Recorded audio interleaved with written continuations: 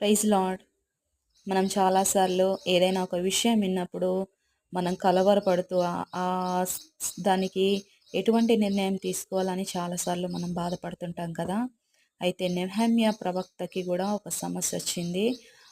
ఆ విషయం గురించి, యెరూషలేముకు పట్టిన ఆ దుస్థితి గురించి నెహమ్యా ప్రవక్త ఆ మాటలు విన్నప్పుడు, నేను కూర్చుండి ఏడ్చి కొన్ని దినములు దుఃఖముతో ఉపవాసముండి ఆకాశమందలి దేవుని ఎదుట విజ్ఞాపన చేసి తిని. హల్లెలూయా.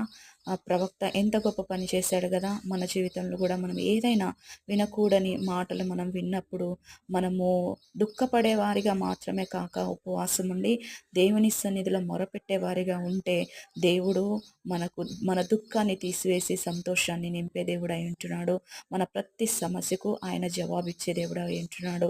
హల్లెలూయా. కాబట్టి అందరము దేవుని సన్నిధిలో మొరపెడదాం.